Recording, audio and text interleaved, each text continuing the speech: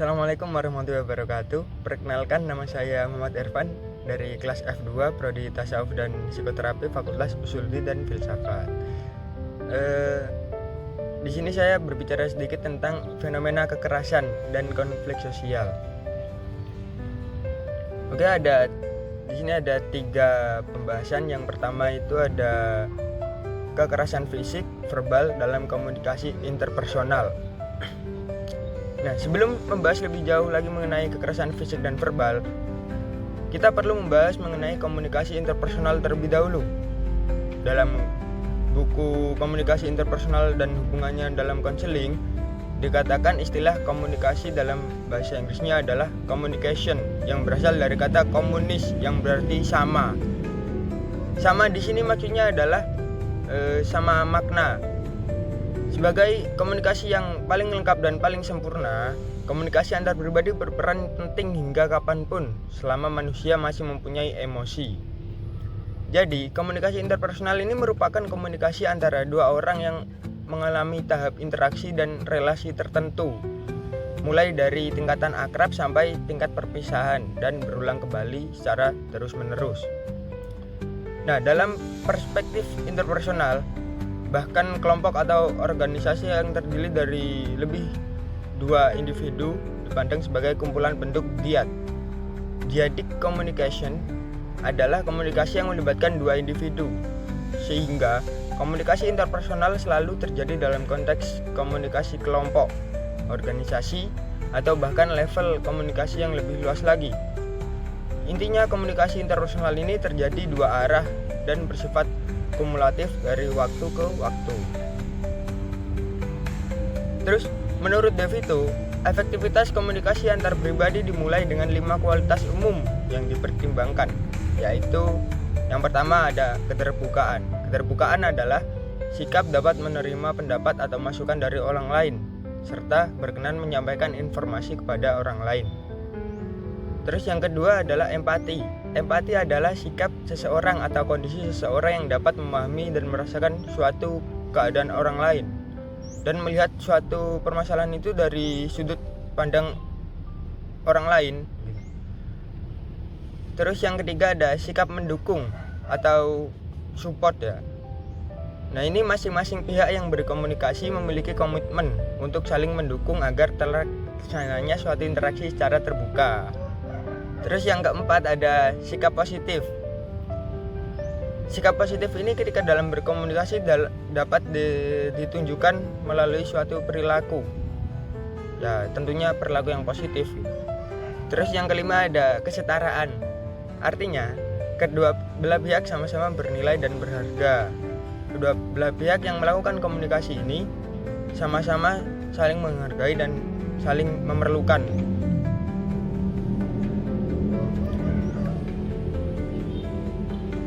Terus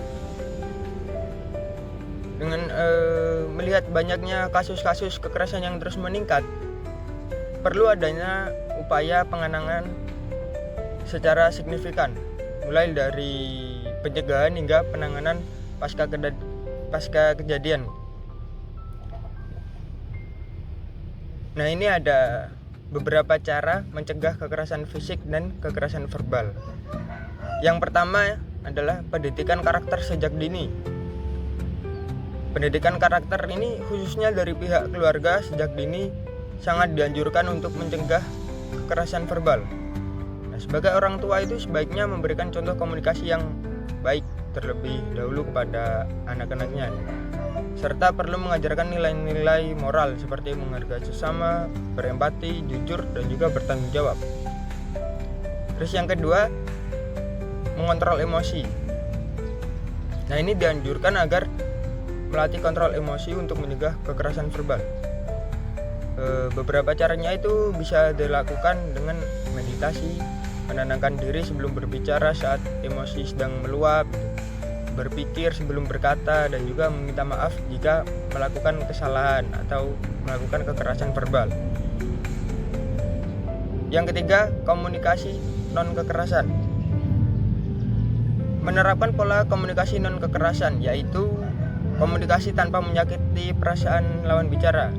Hal ini bisa kita lakukan dengan berbicara dengan secara sopan gitu, tidak menghina dan juga tidak membentak, serta mengedepankan pendekatan empati dan juga rasa hormat. Terus yang keempat, memberi contoh yang baik. Orang tua dan guru juga perlu memberikan contoh sikap baik dan perilaku positif kepada anak. Jika anak melihat orang dewasa bersikap baik, sabar, dan penuh kasih sayang, mereka cenderung meniru perilaku tersebut. Terus yang kelima, melatih kesabaran ya, tentunya. Kesabaran juga perlu dilatih sejak dini agar anak itu tidak mudah melakukan kekerasan secara emosi yang meluap. Bisa diajarkan kepada anak itu teknik menenangkan diri seperti menarik napas atau berhitung sampai 10 saat marah gitu. Dan juga beri pengertian bahwa perilaku kasar tidak akan menyelesaikan masalah. Terus ada beberapa cara menangani korban kekerasan fisik dan verbal itu dapat kita lakukan untuk membantu pemulihan korban kekerasan. Seperti yang pertama itu memberi dukungan psikologis dan juga sosial. Terus yang kedua, melaporkan ke pihak yang berwenang. Itu bantu korban untuk melakukan kasus kekerasan yang mereka alami kepada pihak yang lebih berwenang seperti kepolisian atau dinas sosial. Nah, ini dilakukan supaya pelaku kekerasan itu tadi mendapatkan efek jerah secara hukum.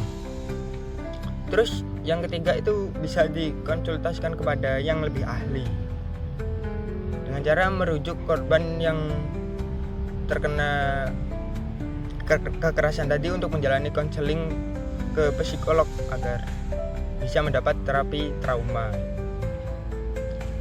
Oke, terus masuk pembahasan yang kedua, yaitu kekerasan dalam rumah tangga, anak, dan pelecehan seksual. Kekerasan dalam rumah tangga atau KDRT adalah tindakan yang menyebabkan penderitaan fisik, seksual, psikologis, dan penelantaran terhadap seseorang, terutama perempuan ya, dalam lingkungan keluarga.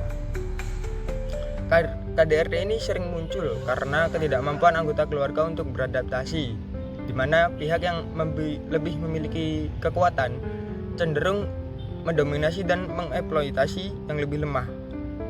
Terus faktor eksternal seperti pengaruh lingkungan juga dapat memicu perilaku ini, terutama dari orang tua, saudara, tetangga, dan juga lain sebagainya. KDRT ini tidak hanya ditunjukkan kepada pasangan suami istri ya, tetapi juga dapat menjadikan anak-anak sebagai korban yang kerap kali tidak memiliki kekuatan untuk membela diri.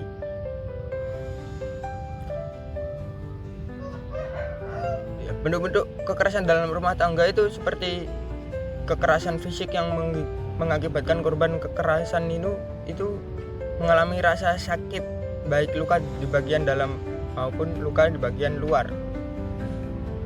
Terus yang kedua, kayak kekerasan psikis bagi korban sebagai akibat dari perilaku atau perbuatan yang menyebabkan korban tidak berdaya, rasa takut yang berlebihan, hilangnya rasa percaya diri, depresi, dan beban mental karena kegelisahan dan permasalahan yang selalu muncul baik dalam hati maupun pikirannya, disertai adanya sikap pemaksaan maupun penganiayaan.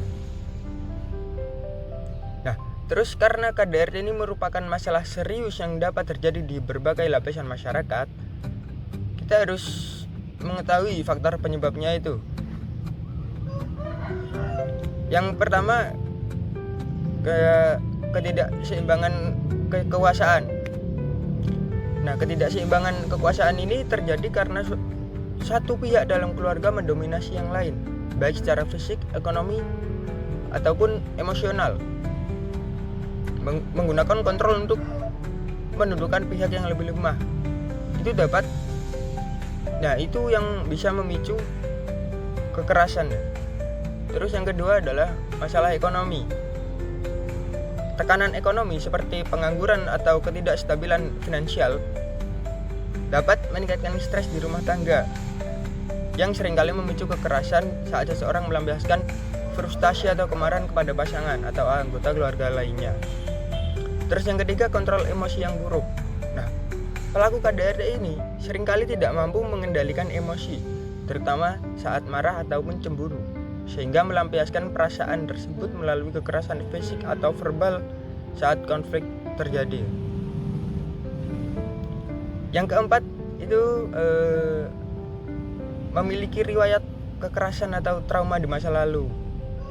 Perilaku KDRT ini sering berasal dari latar belakang yang juga melakukan kekerasan itu tadi, baik itu sebagai korban ataupun sebagai saksi. Nah, pengalaman itu yang membuat mereka menganggap kekerasan sebagai cara yang normal untuk menyelesaikan konflik, sehingga itu akan berlanjut ketika ia sudah dewasa. Terus yang kelima ada ketergantungan pada alkohol ataupun narkoba. Nah, penyalahgunaan ini yang memicu atau memperburuk kekerasan dalam rumah tangga dengan mengurangi kontrol diri, meningkatkan impulsivitas, dan menurunkan empati, sehingga memudahkan tindakan kekerasan. Yang keenam ada masalah psikologis. Nah, seperti gangguan kepribadian, bipolar atau depresi dapat memicu kekerasan dalam rumah tangga. Penderitaan gangguan ini mungkin kesulitan mengendalikan emosi atau berempati ya, sehingga menggunakan kekerasan sebagai cara pelampiasan itu tadi. Terus yang ketujuh itu kurangnya pendidikan dan juga pemahaman. Kurangnya pendidikan tentang komunikasi yang sehat dan pendidikan yang rendah dapat memicu KDRT. Anggota yang keluarga yang tidak tahu cara menyelesaikan konflik damai cenderung resort ke kekerasan saat menghadapi ketegangan atau ketidakpuasan dalam hubungan. Itu. Terus di sisi lain terdapat pelecehan seksual, baik yang terjadi di rumah, sekolah ataupun tempat kerja. Itu dapat meninggalkan luka emosional yang dalam bagi para korban. Pelecehan seksual ini merupakan bentuk perilaku yang mengaruh pada hal-hal seksual yang secara sepihak dan perilaku yang tidak diharapkan oleh orang yang menjadi sasarannya ini dapat menimbulkan reaksi negatif seperti malu, marah, benci, kecewa gitu. Terus pelecehan seksual ini juga diartikan sebagai suatu perilaku yang menghina seseorang berdasarkan jenis kelamin dari individu tersebut. Di sini ada beberapa macam bentuk pelecehan seksual. Yang pertama itu tindakan fisik. Tindakan yang mengarah pada perilaku seksual bisa berupa sentuhan yang tidak diinginkan pada bagian tubuh seseorang, serta tindakan yang dilakukan dengan paksaan untuk melakukan aktivitas seksual, bahkan bisa dilakukan secara manipulatif. Terus yang kedua, lisan atau verbal.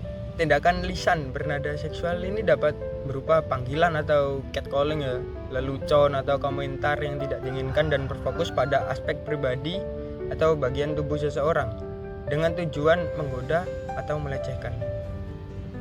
Terus yang ketiga ada isyarat atau bahasa tubuh, persyaratan yang mengarah pada perbuatan seksi, misalnya menjilat bibir dengan modus dengan maksud yang seksi. Terus tertulis atau gambar, tindakan melecehkan dengan cara mempertontonkan pornografi dalam bentuk foto, video, poster, atau mengungkapkan dengan media komunikasi lainnya. Terus yang kelima itu ada psikologis emosional. Tindakan ini mengajukan permintaan atau ajakan terus-menerus kepada korban, misalnya ajakan kencan yang tidak diharapkan, serta penghinaan atau celaan yang bersifat seksual. Nah, dalam situasi ini sebagai individu, khususnya ke wanita gitu, penting untuk memahami penyebab dari pelecehan seksual tersebut. Itu yang pertama adalah norma sosial yang buruk, terus ketidaksetaraan gender, kurangnya pendidikan, terus budaya kebisuan. Ini maksudnya kebiasaan untuk tidak berbicara tentang kekerasan seksual atau menutup-nutupi insiden yang dapat memperburuk situasi. Terus pengaruh media. Nah, pengaruh media ini bisa menciptakan pandangan yang salah tentang berhubungan. Terus yang keenam, pakaian yang ketat. Ini pelecehan seksual dapat terjadi akibat kurangnya upaya dalam menjaga diri yang menyebabkan pandangan menjadi terdistorsi. Terus ini cara intervensi yang efektif. Yang pertama ada konseling keluarga dan perilaku. Nah, program konseling bagi pelaku KDRT dan pelaku kekerasan seksual ini dapat membantu mereka mengubah perilaku dengan memberikan materi tentang hubungan yang sehat, teknik berkomunikasi, pengelolaan emosi, dan pembangunan hubungan yang positif. Terus yang kedua adalah pendekatan holistik, koordinasi pemangku kepentingan. Intervensi yang efektif membutuhkan kerjasama yang baik antara berbagai pemangku kepentingan, jadi seperti pemerintah, kepolisian, pengadilan, lembaga dan pemerintah, dan juga organisasi masyarakat sipil. Koordinasi ini penting untuk memastikan bahwa kebutuhan klien terpenuhi setelah program intervensi serta untuk menyediakan sumber daya pendanaan yang memadai. Terus yang ketiga ada intervensi sosial. Orang tua atau pihak keluarga terdekat perlu memastikan keamanan fisik anak yang menyaksikan KDRT dengan menanyakan kondisi mereka dan membawa mereka ke ahli psikolog untuk konseling. Sementara masyarakat yang berkolaborasi menciptakan lingkungan yang kondusif dan aman melalui penyuluhan tentang KDRT serta meningkatkan pemahaman sosial, sehingga bersama-sama membangun komunitas yang mendukung dan melindungi korban. Terus lanjut ke pembahasan berikutnya, yaitu diskriminasi, intoleransi, kebencian terhadap kelompok tertentu berdasarkan sara. Secara etimologi, konflik berasal dari kata Latin yaitu con yang artinya bersama dan juga fligere yang artinya benturan atau bertabrakan. Jadi konflik ini bisa diartikan sebagai percekcokan, perselisihan, dan pertentangan dari berbagai pihak. Sedangkan konflik sosial adalah pertentangan antar kelompok, komunitas, dan masyarakat yang seringkali muncul dalam proses menyelenggarakan serta melangsungkan kehidupan sosial sehari-hari. Konflik sosial ini timbul akibat adanya perbedaan karakteristik antara kelompok-kelompok sosial.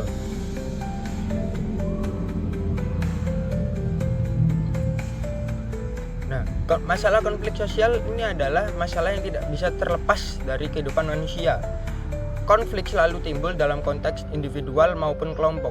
Dalam konteks individual, konflik ini terjadi sebagai bentuk pertentangan dari hati nurani dalam diri setiap manusia. Sedangkan konflik kelompok maupun sosial adalah pertentangan antara individu dengan individu atau kelompok dengan kelompok lain secara berhadapan dan dalam mempertahankan kepentingan masing-masing. Terus, nah ini ada bentuk-bentuk atau tindakan yang dikategorikan sebagai sara. Yang pertama ada diskriminasi, adalah suatu tindakan yang dilaksanakan oleh seseorang atau suatu kelompok untuk memojokkan kelompok lain. Sikap diskriminasi secara sadar melakukan pembedaan perlakuan, bahkan kebijakan dengan mengkotak-kotakan golongan untuk kepentingan tertentu berdasarkan isu sara. Diskriminasi ini kebanyakan dilakukan oleh kelompok mayoritas kepada kelompok yang minoritas. Nah, terus perilaku diskriminasi ini umumnya terjadi pada pelayanan publik, pendidikan, dan kehidupan sosial. Terus yang kedua ada ujaran kebencian atau sentimen negatif terhadap identitas pribadi yang mencakup konten agama, suku, komunitas, dan kebangsaan, baik di dunia nyata maupun di dunia cyber atau internet. Terus yang ketiga ada intoleransi atau ketiadaan tenggang rasa. Istilah ini tentu dapat mempunyai arti yang berbanding terbalik dengan derajat toleransinya. Peristiwa toleransi di masyarakat dapat terjadi karena individu atau masyarakat ini menghargai kelompoknya sendiri dan menyepelekan kelompok lain atau orang lain. Nah, sikap intoleransi yang dibiarkan akan berujung pada tindakan diskriminasi. Tuh. Hanya ini mungkin yang dapat saya sampaikan. Kurang lebihnya kalau ada salah kata atau apapun itu mohon dimaafkan yang sebesar-besarnya. Saya akhiri. Assalamualaikum warahmatullahi wabarakatuh.